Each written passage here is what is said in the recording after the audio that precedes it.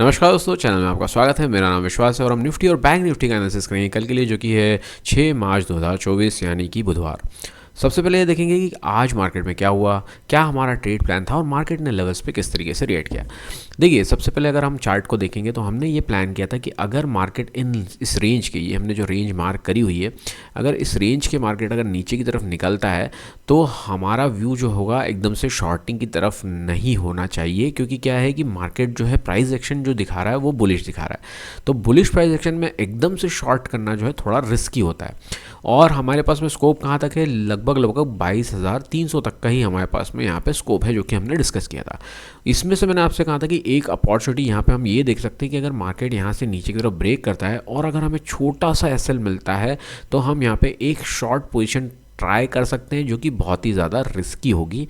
तो ये एक ट्रेड पोजीशन यहाँ पे बनती है। दूसरी ट्रेड पोजीशन बनती है इन लेवल्स के आसपास। अगर यहाँ पे मार्केट जो है पॉजिटिव प्राइस शो करता है तो हमारा व्यू अगेन जो है वो लॉन्ग साइड का रहेगा। ये हमने जो है 2 प्लान किए थे और दोनों ही प्लान यहाँ पे जो है हमारे यहाँ पे सक्सेसफुल होते हुए नजर आए। ऐसा हर बार हो ज़रूरी नहीं है कि हम जैसे प्लान करें उसी तरीके से मार्केट रिएक्ट करे। कुछ अपने को मार्केट के टाइम पे, मार्केट जब चलता रहता है, लाइव रहता है, तब हमें कुछ डिसीजन लेना पड़ता है as per scenario, as per situation. तो हमें उस समय के हिसाब से डिसीजन लेना पड़ता है। एग्जैक्टली मार्केट हमारे प्लान के हिसाब से काम करे ऐसा ज़रूरी नहीं है। लेकिन आज के दिन ये दोनों ट्रेड बनते हुए नजर आए जो हमने प्लान किए थे। ये कैसे बने, देखिए यहाँ पे बहुत ही एक छोटा सा यहाँ पे एक स्टॉप लॉस लगा के यहाँ पे एक ट्रेड बना। इसके नीचे अगर हम शॉर्ट करते हैं, यहाँ से मार्केट आया, ब्रेक किया, वापस गया, यहाँ से मतलब रीटेस्ट करके वापस कंटिन्यू किया। यहाँ पे बहुत ही अच्छा एक छोटा सा स्टॉप लॉस लग के मार्केट ने पूरा यहाँ तक का लगभग जो है अपना 1:3 का यहाँ पे जो है वो टारगेट यहाँ पे दे दिया। मोर देन 1:3 का टारगेट मिला।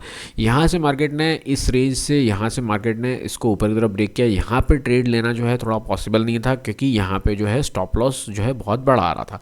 तो यहाँ पे हम ट्रेड सेटअप नहीं देखते। तो वापस जब मार्केट यहाँ पे आया, इन लेवल्स को रिटेस्ट किया, तो यहाँ पे जो है ट्रेडिंग अपॉर्चुनिटी बनी और यहाँ से मार्केट ने बहुत ही अच्छा एक मोमेंटम यहाँ पे दिखाया और बहुत ही अच्छा एक टारगेट 1:3 से ऊपर का यहाँ पे हमें इस तरफ का भी देखने को मिला। मीन्स यहाँ पे लॉन्ग साइड से शॉर्ट साइड का और लॉन्ग साइड का दोनों टारगेट यहाँ पे हमारे जो प्लान किए थे, दोनों ही मार्केट ने कंडीशन फुलफिल की। चलिए, कल के लिए क्या ट्रेड प्लान कर सकते हैं वो देख लेते हैं। देखिए, जो है मार्केट ने इन हाइस को अभी यहाँ पे क्रॉस नहीं कर पाया। मार्केट नीचे की तरफ आया, सपोर्ट लिया है यहाँ पे, और मार्केट यहाँ से सपोर्ट जो है यहाँ से कंटिन्यू करता हुआ नजर आ रहा है। अब यहाँ से मार्केट कितना, या तो मार्केट ऊपर की तरफ जाके इन लेवल्स को ब्रेक करेगा और फर्दर ऊपर की तरफ के टारगेट कवर करेगा, या मार्केट यहाँ से नीचे की तरफ कंटिन्यू करेगा। तो अब हम कल के लिए भी दोनों साइड का व्यू लेके चलेंगे। ये रेंज हम यहाँ पे इस तरीके से ड्रॉ करेंगे। मैं आपको मार्क कर देता हूँ, आप थोड़ा सा जो है अपने चार्ट पर ड्रॉ कर लीजिएगा कि यहाँ से एक इस तरीके का एक चैनल ड्रॉ कर लीजिए। मार्केट जब इस रेंज के ऊपर निकलता है विदाउट ब्रेकिंग जो है 310 का जो लो है, मार्केट ये इसके नीचे निकले बिना, अगर मार्केट यहाँ से कल ओपन होता है, ओपन होने के साथ में मार्केट इसको ऊपर की तरफ ब्रेक करता है, तो हम जो है लॉन्ग साइड का व्यू रख के यहाँ तक के पहले टारगेट देख सकते हैं 22,430 तक के। अगर मार्केट यहाँ से जो है खुलते ही इन लेवल्स के आसपास है तो हम थोड़ा सा वेट करेंगे, या तो मार्केट को उसको ऊपर की तरफ ब्रेक कर देंगे, फिर कोई रीटेस्ट पे हम ट्रेड लेंगे और फर्दर जो है ऊपर तक के टारगेट जो है 22,500 के, अगेन जो है हमें 22,500 से लेकर 22,600 तक के यहाँ पर टारगेट हमें ऊपर की तरफ जो है देखने को मिल सकते हैं। नीचे की तरफ बात करें, अगर मार्केट यहाँ से कंटिन्यू करता है नीचे की तरफ, तो जब तक मार्केट अब इन लेवल्स के नीचे नहीं निकलता, जबकि 22,300 के नीचे अगेन मार्केट कंटिन्यू नहीं करता, तब तक हमारे लिए कोई भी नेगेटिव साइड की ट्रेड अपॉर्चुनिटी यहाँ पे नहीं होगी। किस तरीके से प्लान कर सकते हैं 300 के नीचे? 300 के नीचे मतलब हम कहें तो इस लो के नीचे की ही बात कर रहा हूँ मैं। ये जो लो है लगभग 266 का है। तो हम पहले तो मार्केट जब यहाँ से इस रेंज को, मतलब लगभग 300 के नीचे मार्केट निकलता है और मार्केट यहाँ से कंटिन्यू करता है प्राइस एक्शन, तब जो है हम जो है शॉर्टिंग साइड का व्यू रखेंगे। पहला टारगेट जो रहेगा लगभग जो है वो रहेगा 22,260, जो कि हमारा प्रीवियस लो है, मतलब यहाँ तक का। ये मार्क कर देता हूँ मैं आपको, लगभग 22,270 लगभग है ये पॉइंट यहाँ तक का। यहाँ से अगर मार्केट हमें अपॉर्चुनिटी देता है, इसके नीचे निकलता है मार्केट और इस तरीके से ट्रेड मिलता है, तो पहला टारगेट तो ये रहेगा। फर्दर नीचे जब मूव करता है तो 22,172 ये जो है हमारा नेक्स्ट टारगेट होगा यहाँ तक का। तो यहाँ नीचे तक के यहाँ पे टारगेट देखने को मिल सकते हैं। अगर मैंने आपको बता दिया मार्केट इस रेंज के ऊपर निकलता है, इस स्विंग के ऊपर निकलता है, कोई भी एक हमें अच्छा स्टॉप लॉस मिलता है एज़ पर हमारा रिस्क रिवॉर्ड प्लस जो है रिस्क टॉलरेंस लेवल हम देख के हम यहाँ तक का ट्रेड ले सकते हैं। फर्दर अगर मार्केट ऊपर ब्रेकआउट करता है तो हमें यहाँ पे भी अच्छे टारगेट मिल सकते हैं, और मार्केट अगर यहाँ से खुलता ही ऊपर है तो हम वेट करेंगे मार्केट के लिए थोड़ा सा वापस इस लेवल्स को टेस्ट करने की, या थोड़ा सा और नीचे की तरफ मिले तो बहुत अच्छा इन लेवल्स तक आए, मार्केट ऊपर की तरफ खुले वापस इन लेवल की तरफ आए और यहाँ से कंटिन्यू करे, तब भी हम लॉन्ग साइड का ट्रेड लेना प्रीफर करेंगे। ठीक है ना, ये रही कहानी कल की निफ्टी की। अब आ जाते हैं बैंक निफ्टी पे कि बैंक निफ्टी का जो है क्या हिसाब किताब हमें दिखाई दे रहा है। तो बैंक निफ्टी का चार्ट खोल लेते हैं अपन। बैंक निफ्टी क्या कहता है, देखिए बैंक निफ्टी थोड़ा सा बिल्कुल ही निफ्टी के अगर आप देखें तो बिल्कुल ही अगेंस्ट में गया मार्केट, जहाँ पे ब्रेकआउट भी देखने को मिला और मार्केट ने जो हमने टारगेट रखे थे वो भी दिए। देखिए दोनों केस में आज परफेक्ट जो प्लान था मार्केट में किया है, लेकिन यहाँ पर ट्रेडिंग अपॉर्चुनिटी हमें देखने को नहीं मिली। देखिए क्या है कि मार्केट इन लेवल्स को ब्रेक करता हुआ नज़र आया। यहाँ से जो मैंने कहा था कि अगर मार्केट इन लेवल्स को ऊपर की तरफ ब्रेक करता है तो हमें यहाँ तक के टारगेट देखने को मिल सकते हैं, जबकि 47,800 तक के मार्केट ने एग्जैक्टली जो है यहाँ तक के टारगेट दिए। देखिए मैंने कहा ना आपको इतना एक्यूरेट वर्क करे ऐसा ज़रूरी नहीं है, लेकिन कई बार ऐसा होता है कि मार्केट बिल्कुल एक्यूरेटली अपने प्लान के हिसाब से वर्क करता है। इसीलिए हमें प्लान के ऊपर ज़्यादा फोकस करना है, एग्जीक्यूशंस की तरफ ज़्यादा फोकस करना है, डिसिप्लिन की तरफ ज़्यादा फोकस करना है, पेशेंस की तरफ ज़्यादा फोकस करना है, ना कि हमें जो है ट्रेड लेने के बारे में सोचते रहना है। देखिए अगर हम हमारे ट्रेडिंग में डिसिप्लिन नहीं रखेंगे तो हमारा ट्रेड लेना बहुत ही मुश्किल होगा, और जो भी हम ट्रेड लेंगे उसके आउटकम जो होंगे वो नेगेटिव साइड के ज़्यादा होंगे। लेकिन अगर आप डिसिप्लिन से काम करेंगे, पेशेंस से काम करेंगे, तो देखिए आपका ये नेगेटिव जो है कब पॉजिटिव हो जाएगा आपको पता नहीं चलेगा। आपका P&L जो है माइनस से प्लस आने में बहुत ज़्यादा समय नहीं लगेगा। बस ये डिसिप्लिन आपको मेंटेन करना है, आपको अपने रूल्स पे स्टिक करना है, आपको अपने प्लान और उसके हिसाब से ही एग्जीक्यूशंस करने, बस दैट्स इट। अगर आप ये सब चीज़ें फॉलो करते हैं और मार्केट को समझने की कोशिश करते हैं तो डेफिनेटली जो है आपके जो है माइनस से प्लस आने में ज़्यादा समय आपको नहीं लगेगा।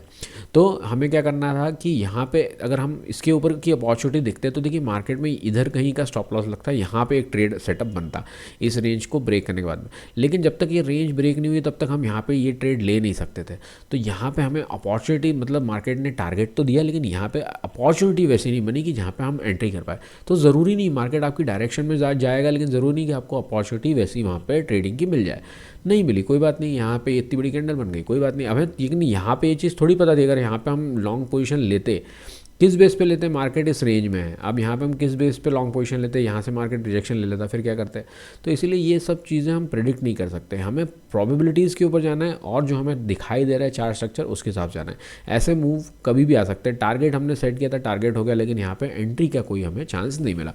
कल के लिए कैसे ट्रेड प्लान कर सकते हैं वो देख लेते थे कि कल के लिए ये जो मैंने एक ट्रेड लाइन मार्क करी हुई है, मार्केट जैसे ही इसके ऊपर निकलता है हम यहाँ पे एक ट्रेड जो है ट्राई कर सकते हैं। अगर मार्केट फ्लैट खुले और थोड़ा सा अगर मार्केट यहाँ कहीं आके अगर सपोर्ट लेके वापस जाए तो बढ़िया है। यहाँ से यहाँ तक का अगेन 47,800 तक का हमें टारगेट देखने को मिल सकता है। हो सकता है यहाँ से वापस रिजेक्शन मिले, इसलिए थोड़ा सा सतर्क रहना है क्योंकि मार्केट रेजिस्टेंस पे, और अगर ऊपर की तरफ ब्रेक करता है मार्केट इस रेंज को तो ऊपर की तरफ हमें अच्छे टारगेट देखने को मिल सकते हैं। ऊपर जो मैंने आपको बताया था लगभग 48,300 तक के हमें यहाँ पर टारगेट देखने को मिल सकते हैं। ऊपर एक बहुत ही अच्छा स्कोप यहाँ पर नज़र आ रहा है।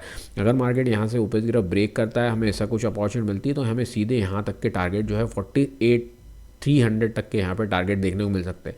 लेकिन थोड़ा सा कॉशियस रहना है क्योंकि कल है एक्सपायरी, जो है बैंक निफ्टी की वीकली एक्सपायरी है। तो एक्सपायरी है तो हमें ध्यान रखना है, नेक्स्ट वीक का ऑप्शन सेलेक्ट करना है। जैसे मैं हमेशा कहता हूँ करंट एक्सपायरी में ट्रेड ना करें।